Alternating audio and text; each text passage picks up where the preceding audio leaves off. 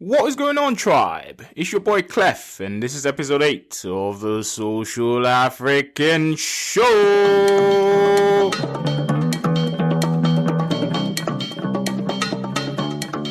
You already know it's the Social African Show, where we chop it up with entrepreneurs of African origin. And today, we've got none other than my sister.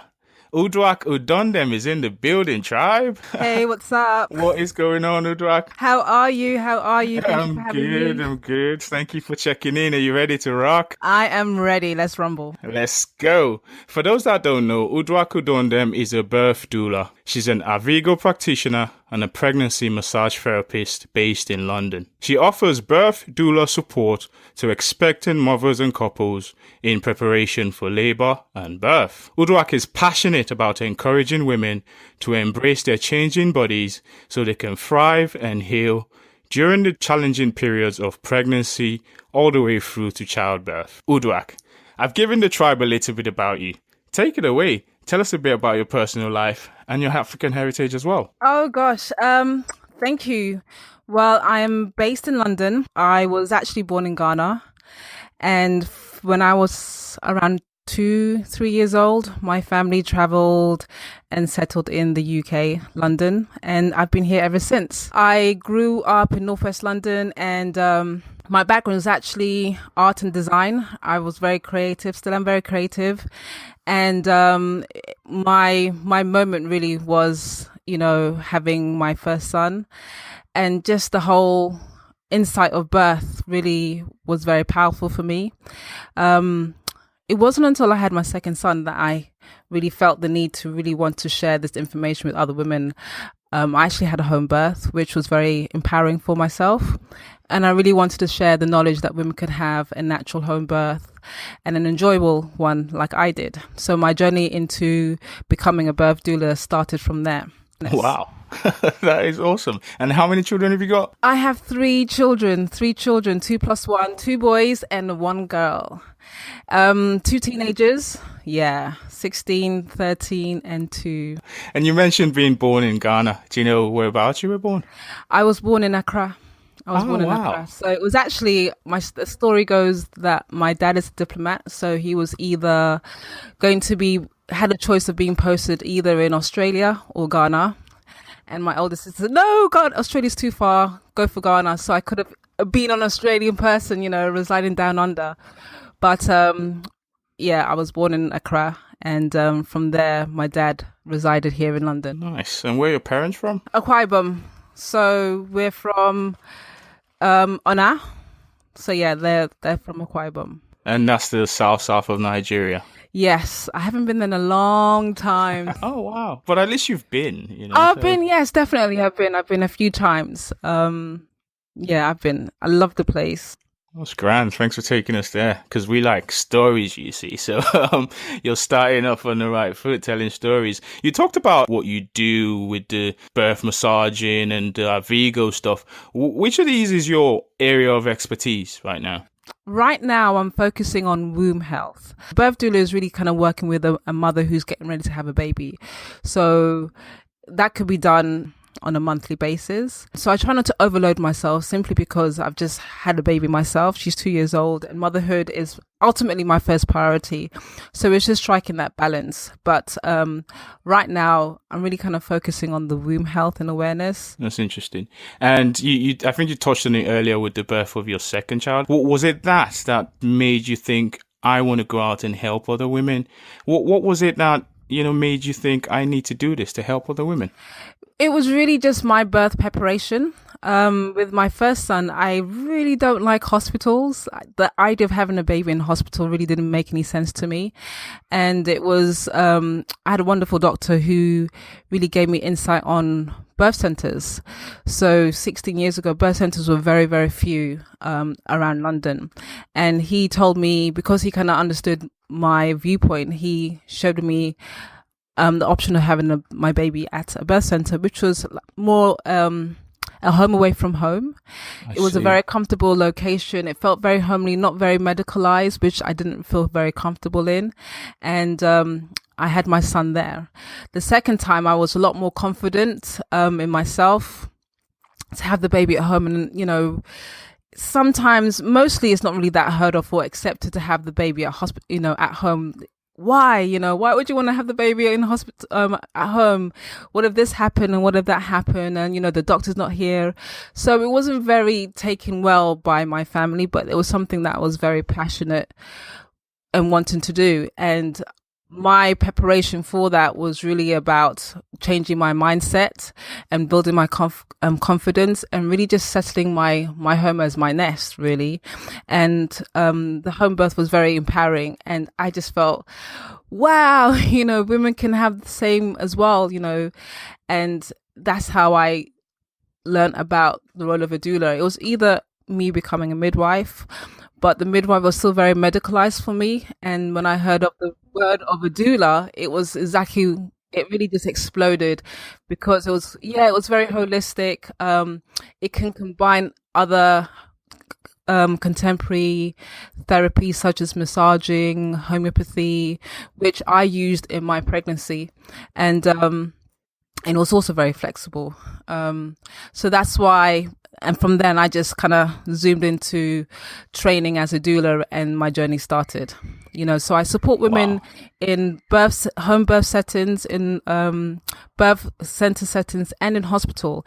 And also, I have supported women who have prepared for cesareans, or a cesarean has had to happen unplanned. So really, the role of a doula is to support the expected mother in her preparation on the birth that she envisioned.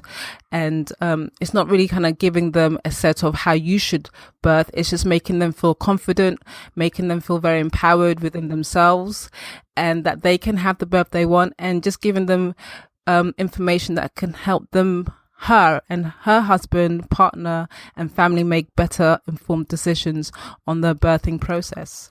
So it's really about empowering them to know that they have more options, and it's about really letting them listen to their inner voice and inner being.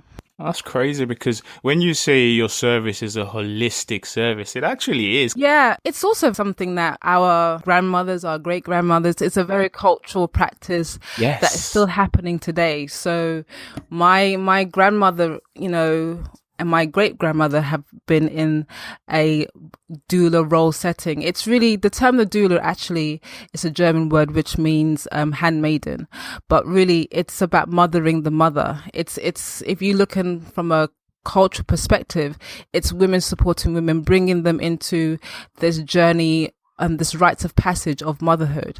And we're really just there holding them, even just holding them with our hands, just giving them that kind of feminine support. It sounds like it keeps you busy. Now, how do you juggle sort of the family life and work life? Is there a tool, a tip, or a tactic that you use to get ahead? Being a doula and the work I do has taught me to really focus on my health, because if I'm not focusing on my health, then I can't give that better service to women. So over the years, I've learned what works for me, the importance of resting, the importance of health. I've just become a lot more mindful about that.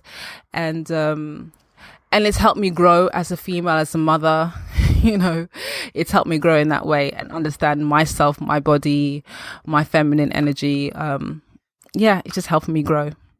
That's crazy, because there's one thing you touched on there that I want the tribe to actually hold on to and get value from. Actually looking after yourself.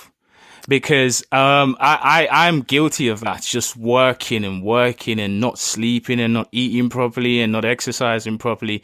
It's just, if you're going to be in the entrepreneurship game for the long run, you must look after yourself. It's a point that you touched on, and I really want us to hold on to and get value from. You need to look after yourself. And you think that helps you get ahead?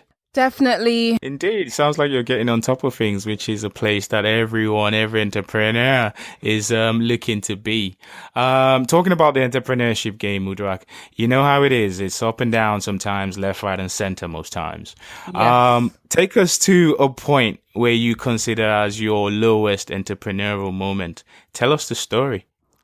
I would just say my physical changes I would just say I think pregnancy was a bit of a challenge, Right. Because one of the services I do mobile is just going to the pregnant women. And I think that was a bit of a challenge for me to be seen as a pregnant woman going to massage a pregnant female. And it's like, how is that going to work,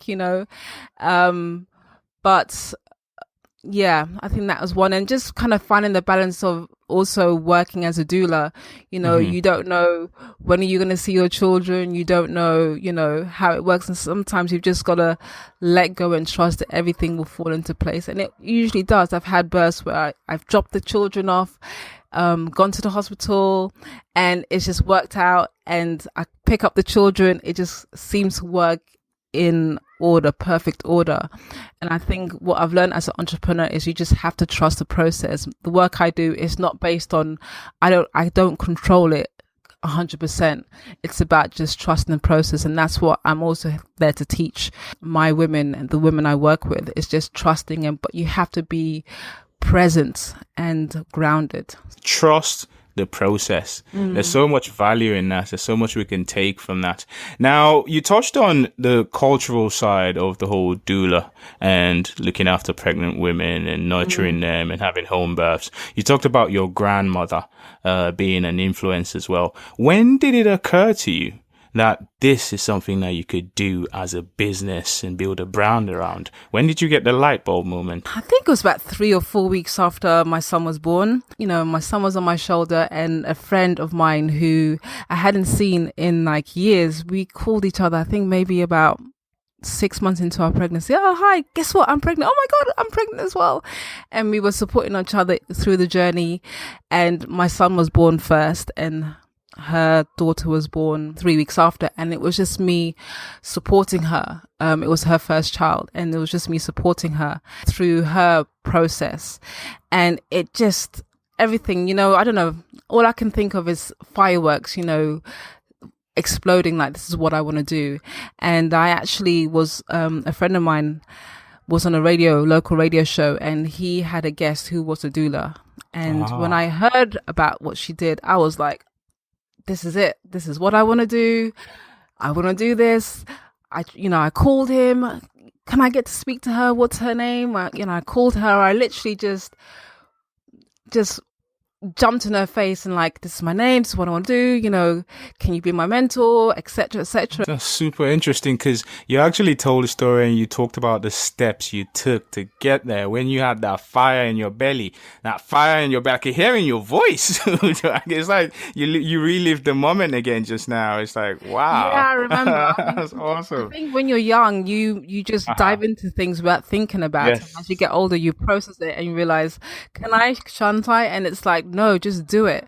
From speaking to you, I gather that you're someone who takes action, and I think that's contributed to your success, because everything you've said, you've actually taken steps to achieve, which is awesome. I hope the tribe can take away from that. Taking action is crucial to success, really. It is. I think it's just, it's really kind of knowing what it is that you want, and but then, because my work is about providing a service, it's about sharing this information. So I think with most healing work or practices, there's a saying, in order to become a teacher, you must become a student. So, sometimes the experiences that you share are the experiences that you go through. But then it takes you meet different women with different experiences, and you realize we're all connected. So one thing I've learned about all the work I do is that no matter where you're from, we go through the same emotions, the same feeling. We're all connected in one way or another. And that's just amazing. Birth, when you're going through that process, I feel them, I understand what they're going through. Or I can just give them as much support just to help them process it as best as they can. It's super deep.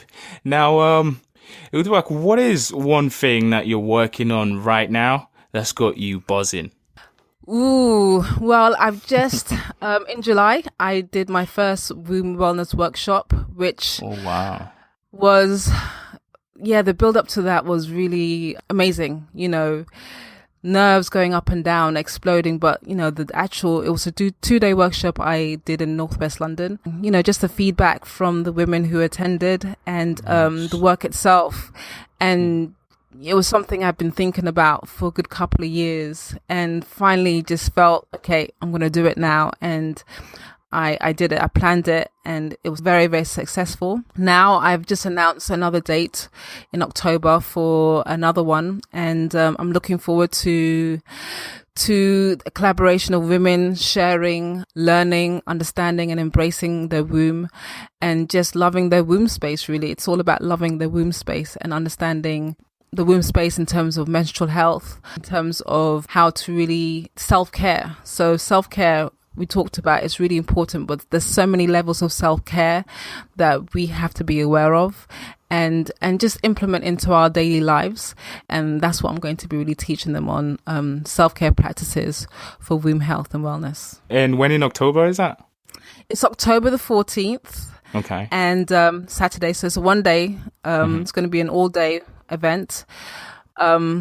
So much is happening. I'm going to be talking about, like I said, menstrual health and awareness, the good, the bad, and ugly about our menstrual cycle. A lot of women may have different or not so very good experiences about menstrual cycle. Even society really doesn't give a very good picture about our periods, and it makes it gives a sense of shame or dirtiness about it. But really and truly, this is just far from what it is. It's natural, huh? It's a natural process, yes, but there's so many elements in your cycle that, once you really understand that, you will actually really begin to love and embrace it. And it's the foundation for who you are as a female. It's a foundation in terms of fertility. It's a foundation in terms of creativity. Our womb is really such a powerhouse. Different cultures terms it differently and understands the power behind the womb. They say it's the universe, where fertility creation comes through, not only physically in the form of giving birth, but our creative elements, our creative essence comes through there. So it's about women tapping into it, and a lot of the conditions that a lot of women experience within the womb, fibroids, endometriosis, heavy bleeding, is due to imbalances and dis-ease.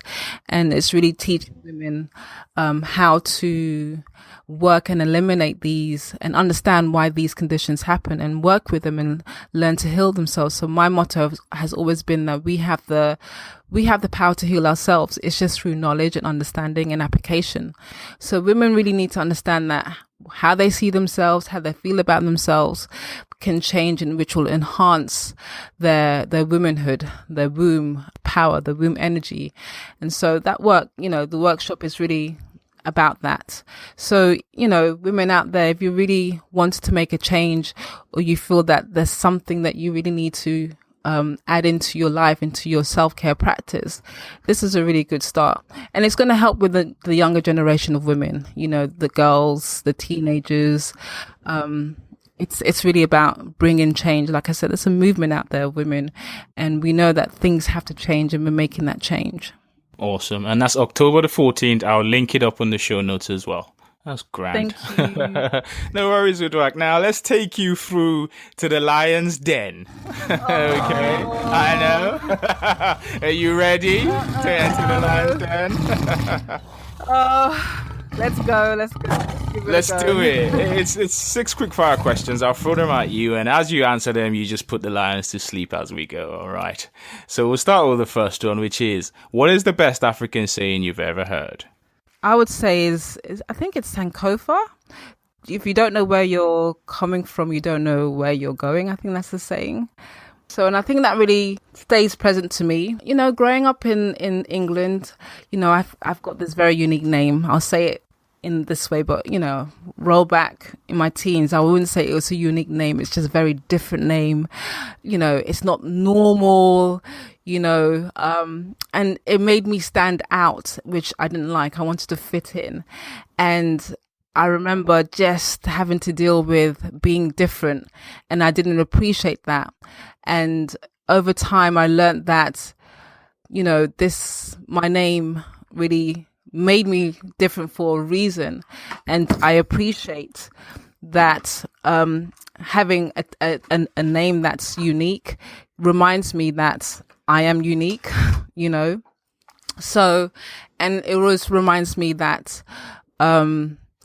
we all have to be different in order to make this change. And it helped me in forming who I am, you know, learning that cultural practices is really needed in today. It's needed, period, because it helps you move forward. It gives you that strong foundation. So I think that's a really good saying. Yes, because you kind of told a story as well of knowing where you come from. Your name kept reminding you, and then obviously you know where you're going off of the back of that. Thanks for doing that. That took me somewhere as well. Now, second question, what was holding you back from building your brand? You know, sometimes doubt, or even if you allow other people's thoughts, doubt where your vision is, because your vision, sometimes, you know, you can be a creative person, and even if you paint a picture and you say the sky's blue, someone will say, well, it's deep blue or it's purple. And then you just get frustrated, and then you're trying to, sometimes if you're not confident in yourself or 100% doubtful, you sway, okay, maybe it is deep purple or, you know, dark blue. That steers you off. And sometimes people who generally are not on your level, and that's because you've grown, may hold you back because they don't understand where you're going. And it's just whether you are going to slow yourself down to their level and wait until they catch up with you. But really and truly, sometimes you just need to keep on going, keep on walking. So I think that's one of those things that have held me back, sometimes thinking, you know, I should wait for other people's approval, right, when really you shouldn't. Gotcha. You know, I think that comes with age. It does. That's deep, because I think that you know, that happens to anyone who's trying to put something out there with sort of the entrepreneurial journey. It's like the imposter syndrome when you look in the mirror and you think, am I good enough? You know, is anyone going to listen to the show? Is anyone going to buy my stuff? You know, I think it happens all the time. And then you've got people that kind of put doubt in your mind as well. I think firstly, just cut those people out and just go out and do it, as you said. Yeah. I totally agree. You just got to do it. And then if you don't do it, someone is going to do it. You're thinking, oh my goodness, I knew I should have done it. You know, you see something exactly, and that's happened over the years when I've had an idea and I've seen it somewhere, and it's like, that person stole my idea. It's like, no, you just didn't take that. Exactly. So we're all here to provide a service, whether in different levels of fields of services or creativity. And it's just taking a stand. We're all going to reach one person on different levels, and that's really important. For me, it's the same. It's just we've all got our own unique value to bring to the table. I totally agree with that. Do you do a lot of social media? Which is your social media platform of choice, and why? Oh, see, this is the thing as well. I've not been that much of a social media person. I've just started this year. Okay. Really, I don't. Most of my work is word of mouth, really. Referrals, you know, from women. I think that's just the most powerful. So you started this year. Where are you posting more? What are you feeling? I'm doing more Instagram posts and Facebook. I see. I'm liking the Instagram posts, and I'm really realizing that I can probably explore more of my creativity. You know, my background is design. I did television graphics, graphic design. So I thought, great, maybe it's a platform I can just do a bit more of my creativity that I used to back in the day. And so I do like it. I do like looking at different the creativity out there, people using this platform on their own terms and how they want to. I think it's just amazing visually what's out there. Just amazing. Just Instagram for you. That's awesome. Yeah. Have you got a daily routine? For myself, it's meditation. So I wake up in the morning. Before I do anything, I take 10 to 15 minutes. Now, for the first few minutes, I take myself to a happy place, like growing up in Lagos, for example, riding the bicycle around the yard. Yeah, and just smelling the food. It was awesome. I feel myself with that happiness. And then I go into like a prayer type state where I send blessings and healings to everyone in my circle, my family.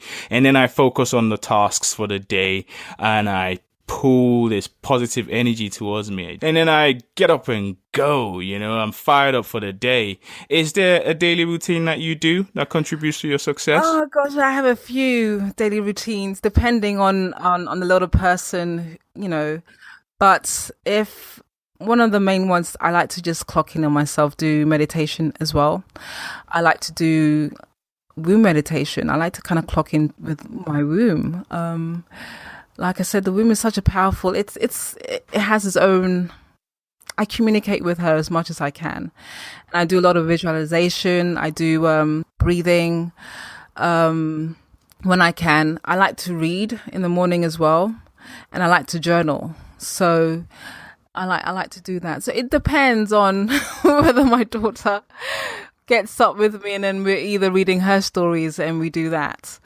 But generally, I like to just do color balancing, some Reiki, any form of self-care practice in that way, or the Arvigo self-care massage that really helps as well. So it varies, I think females, we're seasonal. We have, we're seasonal. We change. We don't have to do everything constantly the same. We change because our vibration change. So it's just happening to where we are at, that what we need and how to fulfill that. So yeah, it varies. That's awesome. That is awesome. Do you read a lot? I do. I've tried to get back now. I'm, like I said, trying to find that morning time to read. I haven't read in a while, so I've got a few books where I used to read at night, but that didn't work for me. It'll just make me go to sleep. So morning reading is better for me, and I've got a few books that I like to read. Okay, and what's a book that you can recommend for the tribe to check out, and why? Right now, the very good book actually I thought was very empowering was The Placenta, the Sixth Chakra. I actually did a YouTube video on my daughter's lotus birth. I'm going to link it up as well. Yeah, and I talked about what a lotus birth is and why it's done. And it was a very amazing experience. And I read the book, I think, a year later, and I was like, oh my goodness, this is exactly what I was feeling about the energy of about the placenta. And it just talks about the placenta, the energy that it brings, how it can help women who have challenged births, how it can regenerate you. And just, a lotus birth is also about planting, keeping the placenta after the baby's born, and how you can plant it. Some cultures eat it, why they eat it, why they plant it. Afterwards, it's a very interesting story. Sounds deep. I'm going to link it up in the show notes so the tribe can check it out. Now, we're rounding the show off with Uduak, but it's been so interesting talking to you. I feel like I've learned a lot, and I hope the tribe have as well. When I go back and talk to my missus, she's going to be thinking, who have you been talking to? Where did you know all these things from? So thank you for that. Information. Yes. I'm so happy, and I could talk to you all day. But like I said, we're drawing the show to a close, and we ask a very deep question at the end. And the question is, if you had 24 hours to live, just think, what would you do?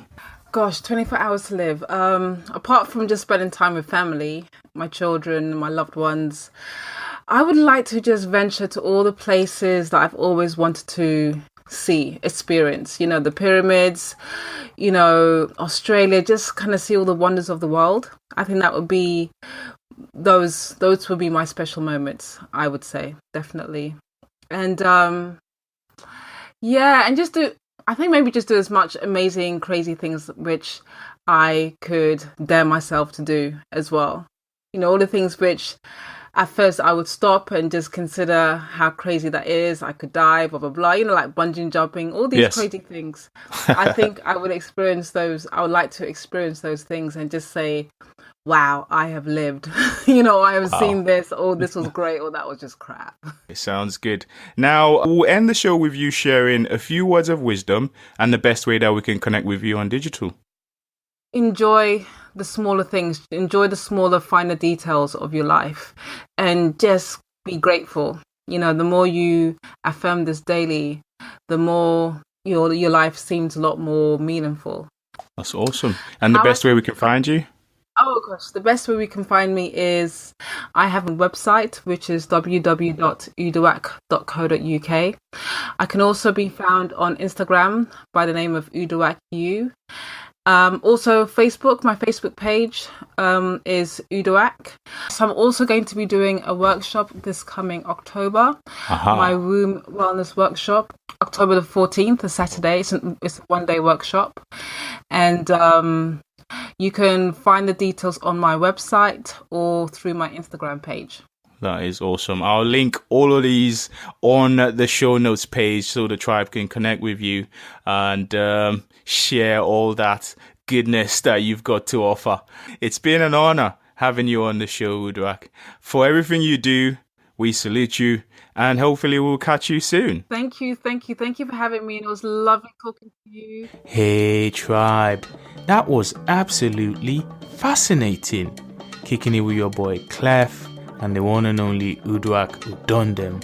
Now head over to thesocialafricanshow.com for detailed show notes, links to connect with Uduak, links to all the resources we talked about, including the books. Catch you later, tribe. Peace.